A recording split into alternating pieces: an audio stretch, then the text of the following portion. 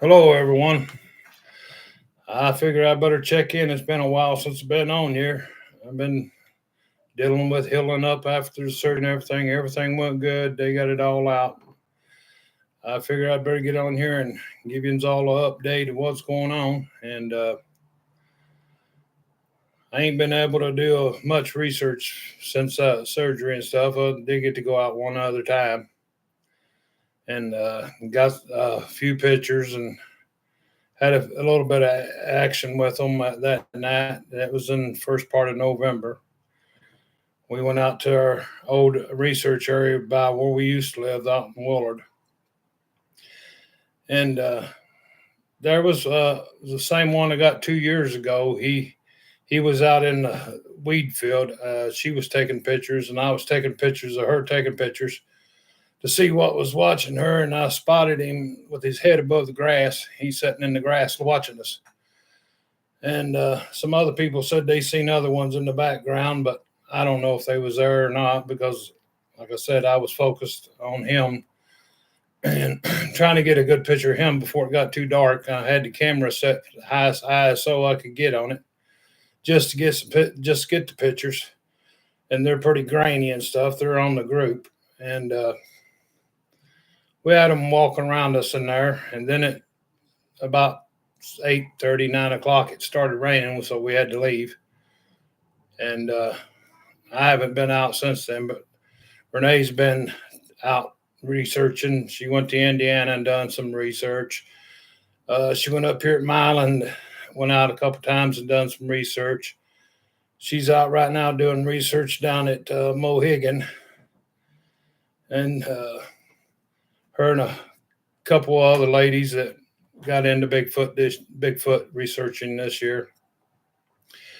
And I was just coming on to tell everybody I'm doing all right, and soon as the weather and stuff breaks and I get a little bit of giddy up and go, be out trying to find some more stuff about them, trying to see where they at. It was heartbreaking though when they cut the woods down here by our apartment here at the edge of town, when they used to come right here in it and come around the back of the building and visit. But they ain't been doing that since they cut the woods down. It ain't nothing but clear field now, which sucks.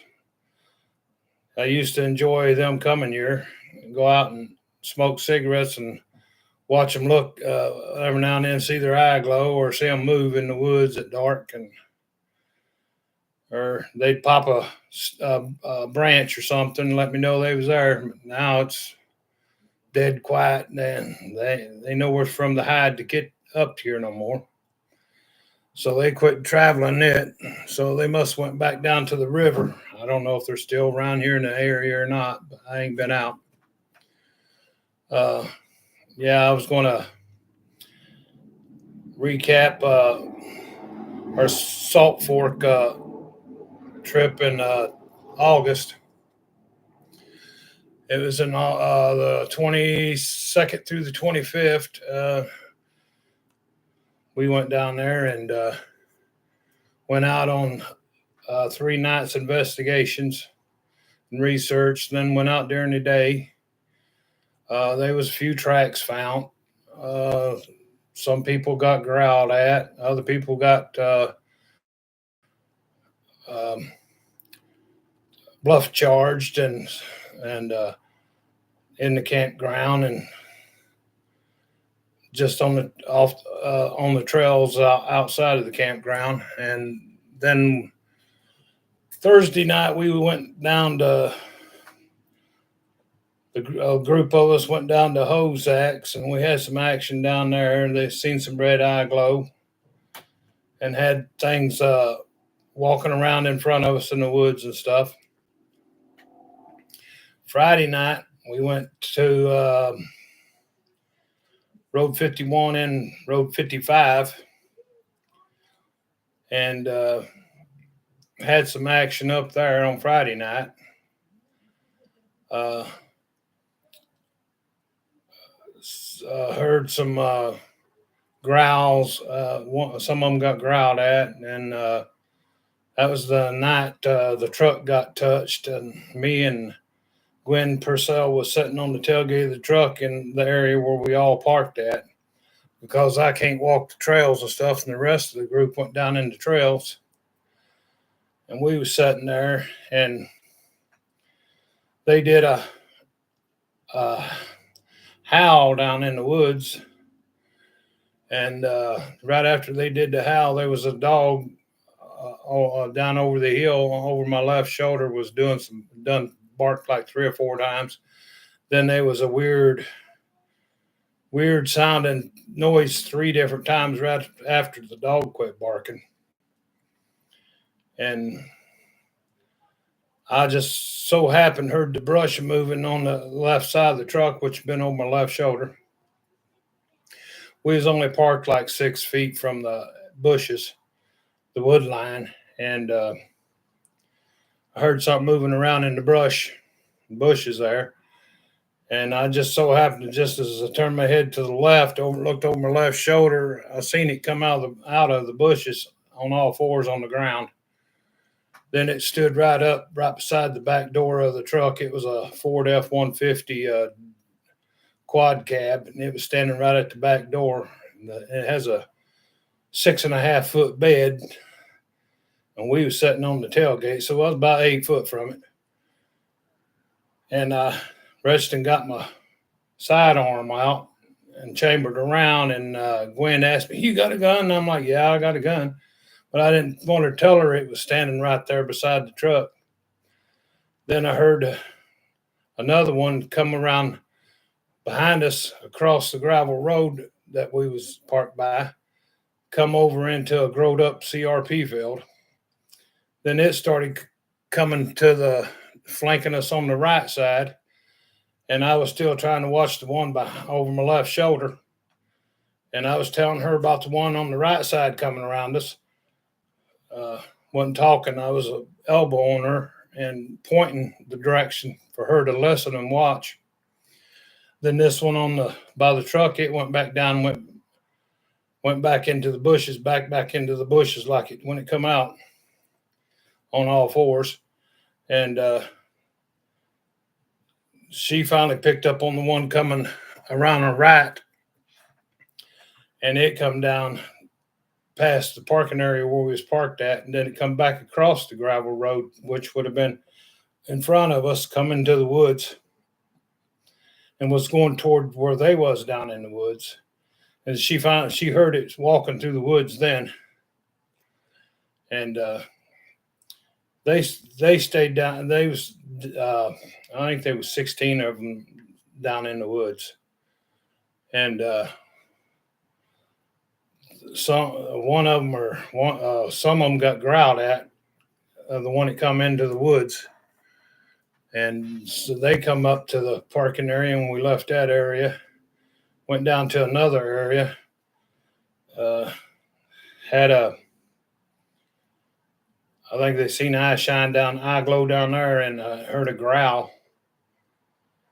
Then Saturday night, we went back up to the same area where the one come out and touched the truck. Well, Saturday morning, we got up at the motel, me and Renee did, and I come outside to get something out of the truck, and I seen the prints on the door from where the dust had dusted them when we come down them gravel roads. And I went and told her, and she come out there and looked at them, took pictures of them.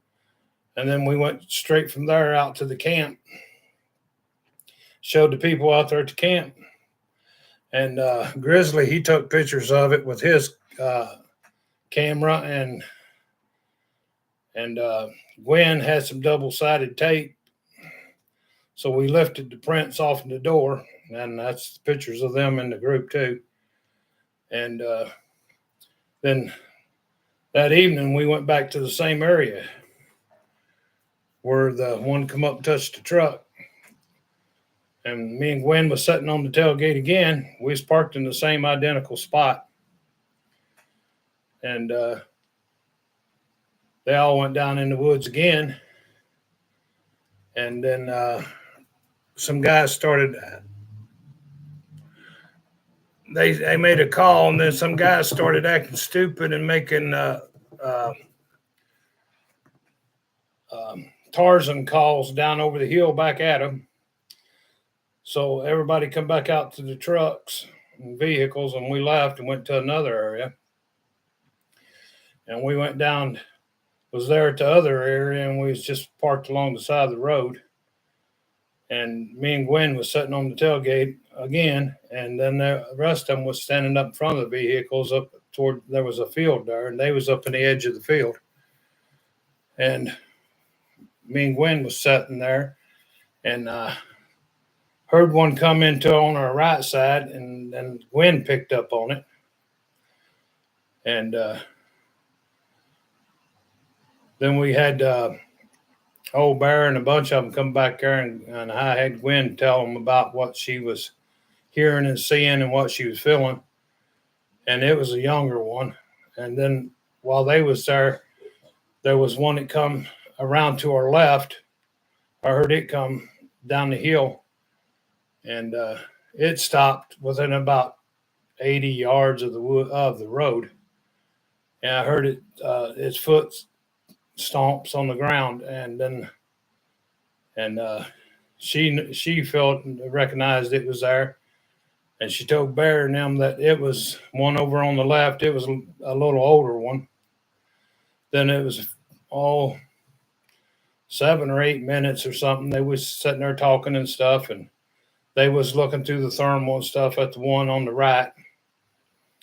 They seen it in the thermal. It was back about 45 to 50 feet back to our right in the woods.